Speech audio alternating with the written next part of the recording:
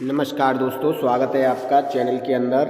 दोस्तों, आज मैं आपको इस वीडियो में ऐसी कहानी बताने वाला हूं, एक पिता और एक पुत्री की, जिसे सुनकर आप उस कहानी को दूसरों को भी बताएंगे, अपने बच्चों को भी बताएंगे, अपनी बेटियों को भी वो कहानी सिखाएंगे। काफ़ी अच्छी कहानी है दोस्तों। वीडियो को बिना स्किप किए देखें और कहानी को एंड तक देखें। देखिए, आधा अधूरा ज्ञान जो होता है वो किसी काम का नहीं होता है। अगर आपको ज्ञान लेना ही है तो ज्ञान पूरा लीजिए और कहानी को अच्छे तरीके से समझने की कोशिश कीजिए। जब तक आप कहानी को अच्छी तरीके से नहीं समझेंगे तब तक आप कहानी को दूसरे लोगों को भी ठीक से नहीं समझा पाएंगे। और अगर आप हमारे चैनल पर नए हों तो वीडियो को लाइक कीजिए, चैनल को सब्सक्राइब कीजिए, बेल आइकन को प्रेस कीजिए ताकि हमारी वीडियो का नोटिफिकेशन सबसे पहले आपको मिले और इस तरह की कहानियाँ आपको देखने के लिए मिलें। इस तरह की कहानी हम आपके लिए अपने चैनल पर प्रतिदिन लाते रहेंगे।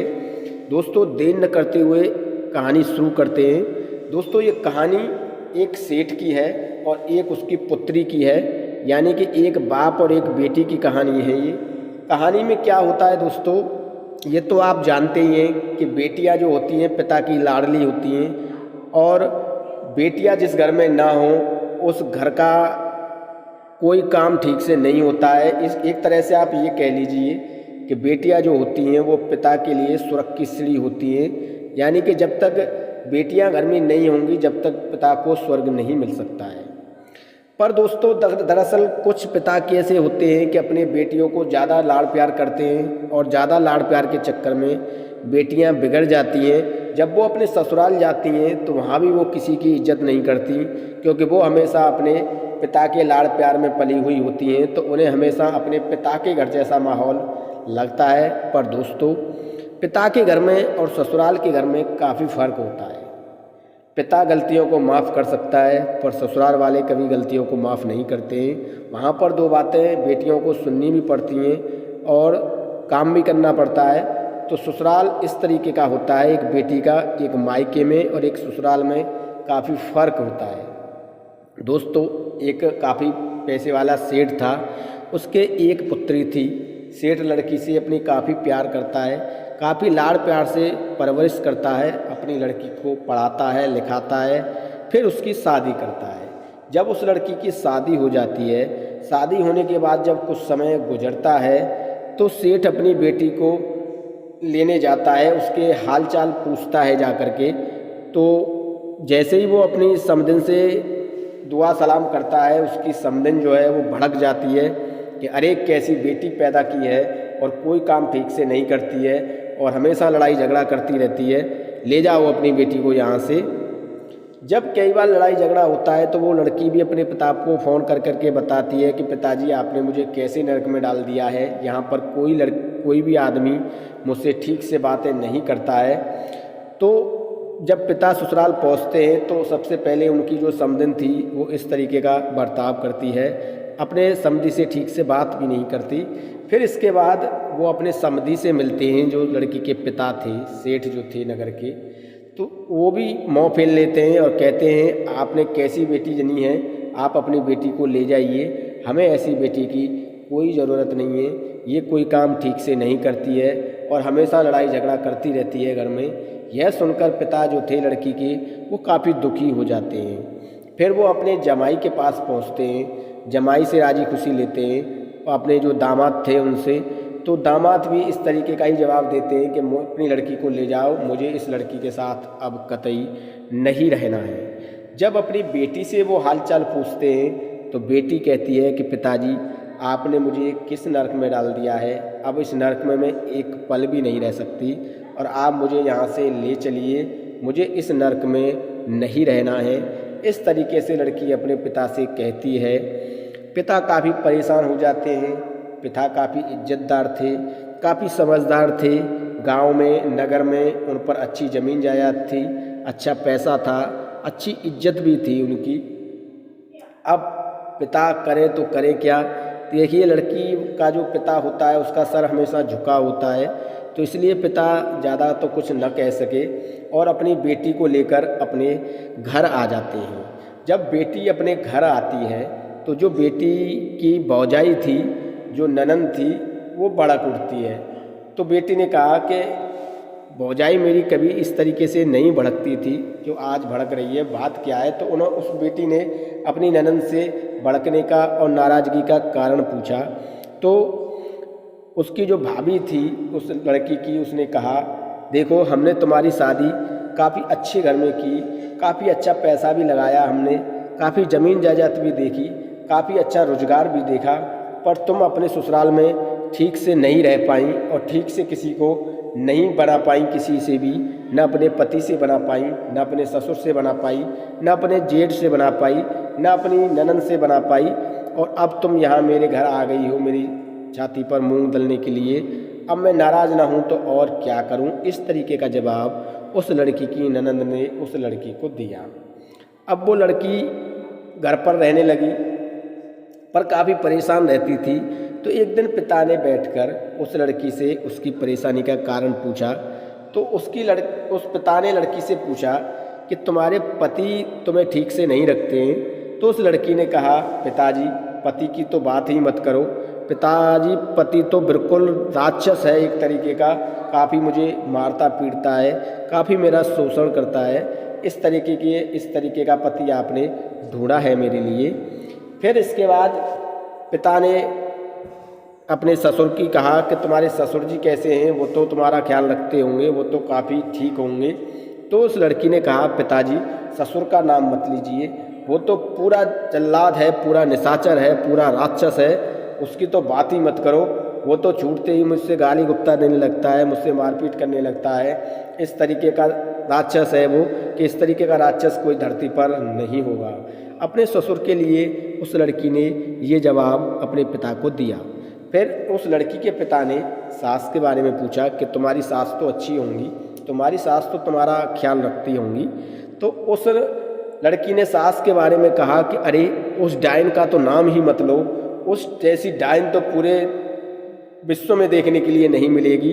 अब पता नहीं क्या खाकर वो पैदा हुई है, वो हमेशा मुझसे झगड़ा करती रहती है, हमेशा मुझसे लड़ाई करती रहती है, उसकी तो बात ही मत करो, वो तो पूरी डायन है। फिर पिता ने उसकी ननद के बारे में पूछा कि तुम्हारी ननद तो अच्छी हैं, वो तुम्हारा ख्याल रखती हैं या नहीं। तब उस लड़की ने कहा अरे पिताजी उस चुड़ैल का तो नाम ही मत लो, वो तो पता नहीं क्या खाकर पैदा हुई है, वो तो हमेशा मुझसे मारपीट और लड़ाई झगड़ा करती है, उस चुड़ैल का तो आप मुझसे नाम ही मत लीजिए। ऐसा कह के वो अपने पिता को चुप कराती है। फिर इसके बाद पिता काफ़ी समझने सोचने के बाद उससे कहते हैं बेटी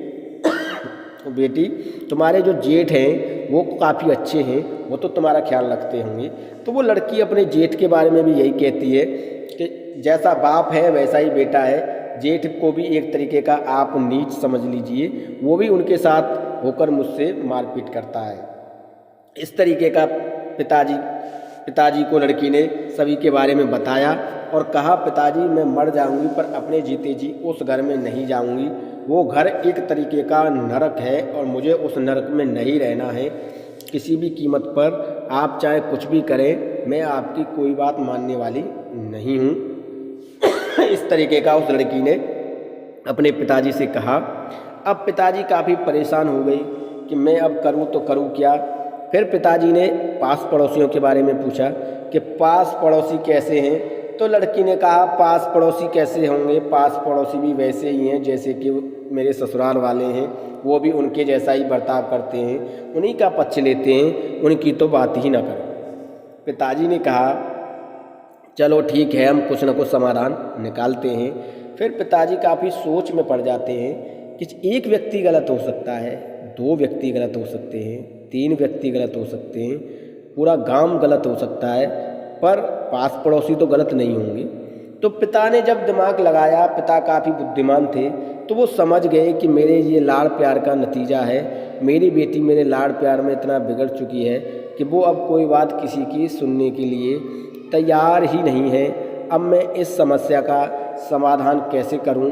क्योंकि पिताजी का भी काफ़ी मान सम्मान गिर रहा था। वो लड़की मंदिर में जाती तो मंदिर में लोग उसे ताना मारते थे कि बिना पति के रह रही है, बिना पति के घर आ गई, मायके आ गई, क्या बात हो गई, क्या तलाक हो रहा है।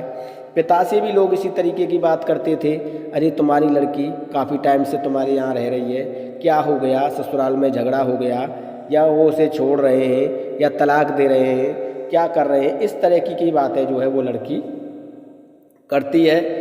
लड़की से भी लोग करते हैं और पिता से भी करते हैं। अब पिता काफ़ी शर्मसार और काफ़ी परेशान हो चुके थे, तो उन्होंने एक दिन अपनी बेटी को अपने पास बिठाकर कहा, देखो बेटा, मैं तुम्हें एक ऐसे संत के पास ले चलता हूँ जो तुम्हारी समस्या का समाधान करेंगे।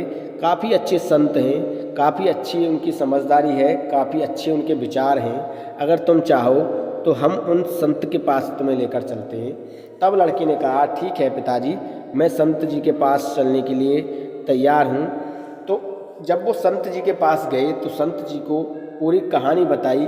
तो उस संत जो थे उन्होंने कहा, देखो बेटा, मैं एक मंत्र दूंगा, उस मंत्र का तुम्हें जाप करना है, और जब तुम उस मंत्र का जाप करोगी तो जो ससुराल वाले हैं तुम्हारे, वो तुम्हारी मुट्ठी में आ जाएंगे, और जो तुम कहोगी वही कार्य वो करेंगे, और तुम्हें वो कभी परेशान नहीं करेंगे। यह सुनकर लड़की काफ़ी खुश हो गई, पर उसने मंत्र का जाप करने से मना कर दिया।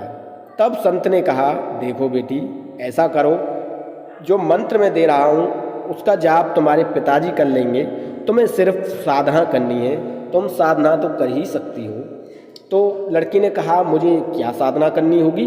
तो उस संत ने कहा कि तुम्हें सिर्फ चुप रहना होगा, 6 महीने तक तुम्हें मौन रखना होगा, चाहे कोई कुछ भी कहे, तुम्हें अपना मौन व्रत नहीं तोड़ना है, क्योंकि तुम्हारे पिताजी मंत्र का जाप करेंगे। अगर तुमने मौन व्रत तोड़ दिया तो तुम्हारे पिताजी का जाप खराब हो जाएगा, और अगर मंत्र का जाप खराब हो गया तो तुम्हारा जो मैं समाधान कर रहा हूँ वो समाधान फिर कभी नहीं हो पाएगा, और तुम इसी तरह परेशान होती रहोगी, और तुम्हारे ससुराल वाले तुम्हें इसी तरह तंग करते रहेंगे, प्रताड़ित करते रहेंगे। ये बात उन संत जी ने उस लड़की से कही। अब लड़की की समझ में सब आ चुका था कि इधर गांव वाले लोग उसे परेशान करते थे, इधर उसकी जो ननद थी वो भी उसे परेशान करती थी। अब उसकी समझ में आ चुका था कि अगर इस तरीके से मेरा काम बनता है और मेरे ससुराल वाले मेरी मुट्ठी में आ जाते हैं तो इसमें गलत ही क्या है। मैं साधना ही तो मुझे करनी है, मुझे सिर्फ मौन व्रत ही तो रखना है 6 महीने के लिए। मैं ऐसा करती हूँ, मौन व्रत रख लेती हूँ, और मुझे किसी से अब कोई लेना देना नहीं है, क्योंकि मेरे पिताजी मंत्र का जाप करेंगे, मैं साधना करूँगी तो मेरे घर परिवार में सब कुछ ठीक हो जाएगा। तो इस तरीके से वो लड़की सोचती है, और वो लड़की हाँ कर देती है इस बात के लिए। पिता भी राजी हो जाते हैं। अब पिता उस लड़की को ससुराल छोड़ आते हैं और अपनी समधन से कहते हैं कि समधन, मैं तुम्हारे हाथ जोड़ रहा हूँ, अब मेरी बेटी आगे ऐसी कोई गलती नहीं करेगी, आप इसे एक मौका ज़रूर दे दीजिए। पहले तो जो समधन थी, लड़की की सास जो थी वो काफ़ी भड़क जाती हैं, ससुर जो थे वो भी काफ़ी भड़क जाते हैं कि ले जाओ इस लड़की को, हमें इस लड़की को नहीं रखना है, तुमने कैसी लड़की पैदा की है, हर वक्त झगड़ा करती रहती है, हर वक्त हमें उल्टा सीधा जवाब देती है। इस तरीके से जो है उसकी सास जो थी लड़की की वो कहती है। पर जो लड़की के पिता थे वो सबको मना लेते हैं, और सबको मनाने के बाद उस लड़की को वहाँ पर छोड़कर आ जाते हैं। जब समय बीतता है धीरे धीरे तो लड़की एक दिन अपनी सास के लिए चाय बनाकर लेकर जाती है और उसे चाय देती है और उसके पैर छूती है। तो लड़की की जो सास थी वो काफ़ी खुश हो जाती है। वो कहती है, ये लड़की तो मुझे कल तक मारने के लिए घूमती थी, आज कैसे मेरे पैर पूज रही है, इतना अच्छा बदलाव आ गया, ऐसा इसके पिताजी इसे क्या सिखा कर लाए हैं। पर सास जो थी वो कुछ नहीं कहती है, वो हमेशा चुप रहती है। अब वो अपनी ननंद को चाय देने जाती है तो ननंद के पैर छूती है, तो ननंद भी आश्चर्यचकित हो जाती है कि भाभी में ऐसा क्या परिवर्तन आ गया जो कि इस तरीके का भाभी अब मुझसे बर्ताव कर रही है, ये तो बिना गाली दिए कभी बात ही नहीं करती थी।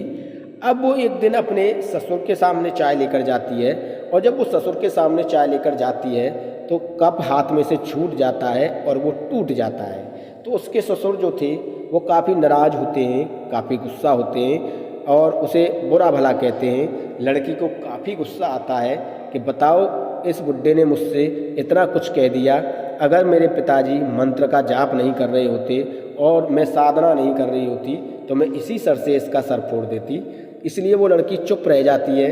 कि मेरे पिताजी मंत्र का जाप कर रहे हैं और मैं साधना कर रही हूँ, अगर मैंने कुछ भी गलत किया तो मेरे पिता का मंत्र जाप जो है वो खराब हो जाएगा और मेरी साधना भी खराब हो जाएगी। तो वो लड़की 6 महीने तक सबकी बात सुनती है और किसी को कोई जवाब नहीं देती है।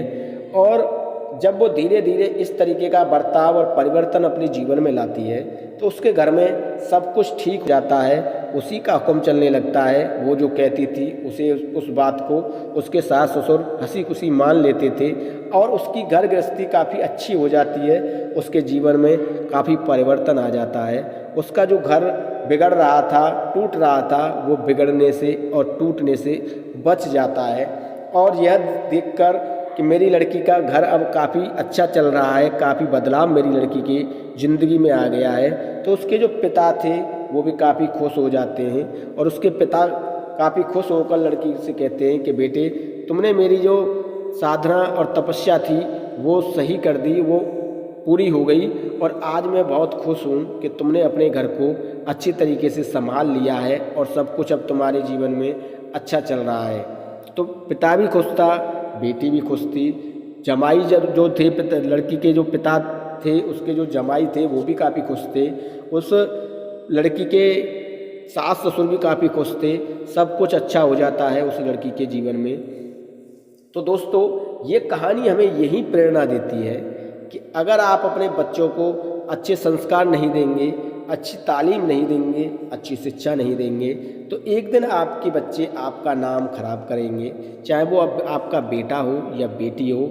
ये कहानी मैंने इसलिए आपको इस वीडियो में बताई है, जो कि अगर आपके घर में बेटी हैं या बेटा है तो आप इस कहानी को अपने बच्चों को भी सिखाएं। इस कहानी को सीखने से आपके बच्चों के जीवन में काफ़ी बदलाव आएगा, काफ़ी तरक्की आएगी, काफ़ी जो है माहौल बदलेगा। तो दोस्तों, ये थी एक पिता और बेटी की कहानी और कबूतर की ये 5 बातें जो अपनी बेटियों को आप ज़रूर सिखा देना, कभी गलत काम नहीं करेंगी। दोस्तों, उम्मीद करता हूँ आपको कहानी अच्छी लगी होगी, वीडियो भी अच्छा लगा होगा। अगर आपको वीडियो अच्छा लगा हो तो प्लीज़ लाइक कीजिए, शेयर कीजिए अपने दोस्तों में और प्लीज़ मेरे चैनल को सब्सक्राइब करना ना भूलें।